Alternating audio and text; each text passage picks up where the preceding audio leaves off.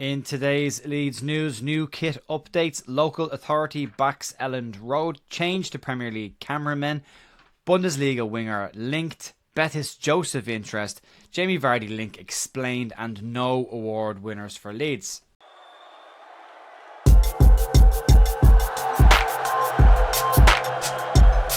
Morning folks, welcome back to The View. Jay here, Friday morning, the 9th of May with your Leeds United news. Hope your week's going well. There's a little bit of stuff to get stuck into today, lighter stuff than normal, a couple of exit stories.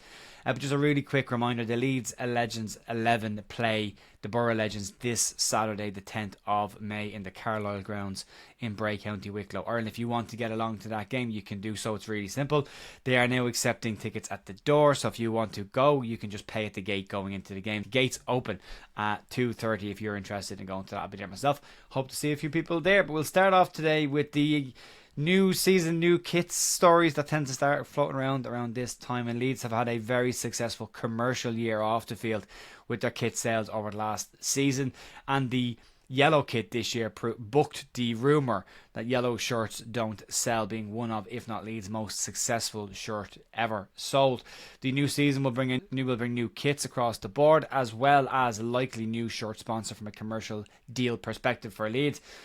We've got some new detail on the three shirts that will be coming out in the next couple of weeks and months before the start of next season. The home shirt is the one to start with, and next season Leeds United's home shirt will be the all-white design we're used to, but is described as having unique elements embossed in the shirt. The kit will feature elements inspired by the Lowfields Tunnel, which has been reported before. It says that it will be more of a tonal pattern than anything else, so don't think of a print. Think more of what we had with the peacock design last season's jersey, where it was kind of embossed in the pattern of the shirt. Leeds' second kit next season is said to be predominantly a blue shirt with white detailing on it. There's no info on the design elements yet of that shirt, but there is rumoured, and it is only a rumour, that the Red Bull logo appears in yellow on the front of it, but that's just one rumour outside of the blue colour. The third shirt next season will see a return to the black kits for Leeds United. No other colour scheme has been mentioned with this, just the black, and no design elements just yet. But one person who has seen it described as being closer to a very, very dark navy than a black, but looks a bit black, if that makes any sense. But the new shirts will be available, a new home shirt at the very least, will be available before July 19th, when Leeds will kick off their pre-season campaign against Manchester United in Sweden. Leeds announced, along with Adidas back in October, that they've extended their deal with the supplier into a multi-year deal with Adidas. Now, Leeds want to get into that Elite Plus bracket that Adidas have from a commercial revenue perspective, and also access to more different types of apparel, bespoke kits, and more unique stuff that they can do, which will likely bring in more revenue to the club as well. So Leeds want to get into that bracket. Let's move on to the Elland Road developments, and of yesterday's council meeting will be good news for everyone around Elland Road as the development moved a step closer. Leeds have received the initial backing of the council, which moves the project one step further forward. The council's planning committee met yesterday, where they saw enhanced elements of the new proposed Elland Road Stadium that were put forward. And according to Adam Pope in the BBC, the meeting focused on design elements of the West Stand predominantly. The Leeds presentation to the panel was said to have been received well, although there were some questions that were put to them that they have to take into consideration before they can move to the next stage of planning, which will happen in July. Transport and parking are said to be two of the major concerns with the project right now, and Leeds will have to identify them before they can move forward in July. But at this point, it does say that the panel members have backed the pre-planning application right now from Leeds, and Leeds will just need to answer those other little questions that came up today when they go to put the full planning application in July, and then work is likely to start on the ground at the end of next season, and then the first stand completed by the end of 2028, and then the COP done and all by the end of 2030, all going well.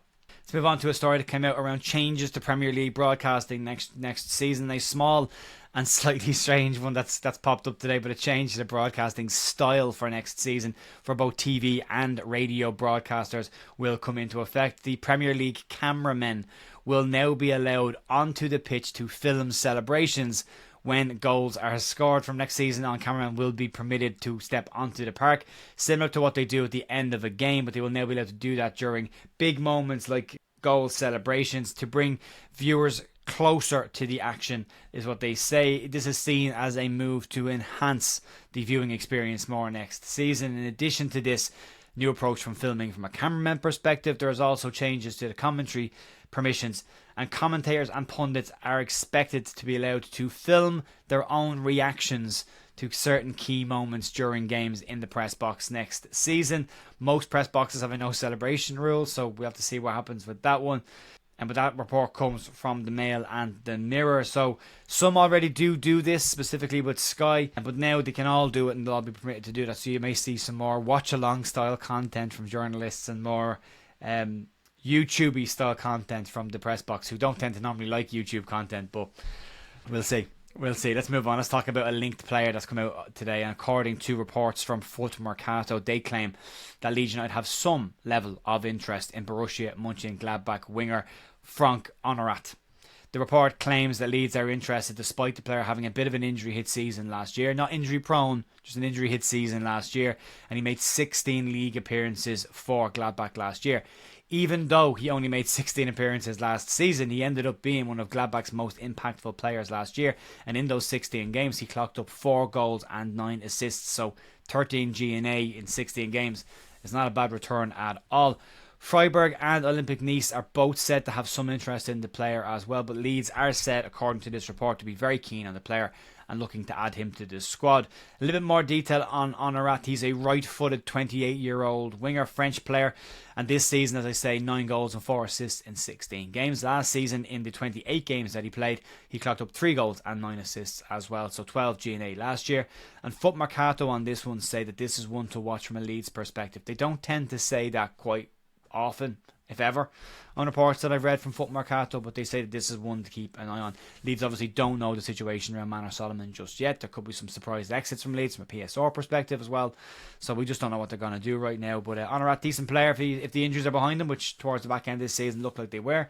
They are behind him. Could be a really solid player there for Leeds to have a look at. But let's move on.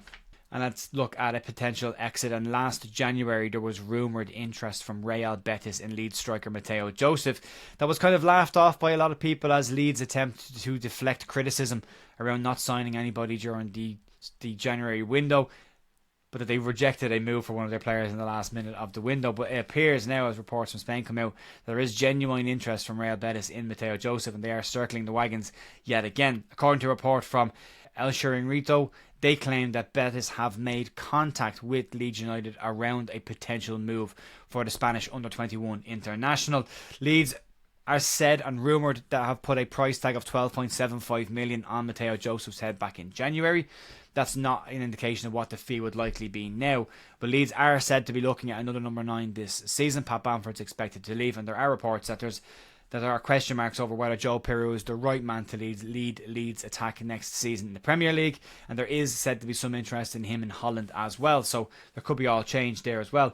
For me, Matteo Joseph has kind of uncapped potential. I've seen enough this year to think that there will be a very, very good striker in there. Didn't go exactly the way that he would have hoped last season, or this season just gone, but that happens with young players. But for me, there's been enough between the under-21 games for Spain and the matches he has played for Leeds to see there is a very good young striker there, and I would be keen to keep him as close to Leeds as possible. If he does go anywhere next season, Leeds would be smart to send the player out on loan to Betis, let him go play football, let him develop, and then keep him close. When he gets to that point, you can bring him back. Don't sell a player on the cheap and then lose out on a very good striker in the future, but we'll keep an eye on that one. Let's move on and talk about the link that came out last week around Jamie Vardy, and this got about as much attention as the story probably deserved for a 38-year-old striker on the back end of his career.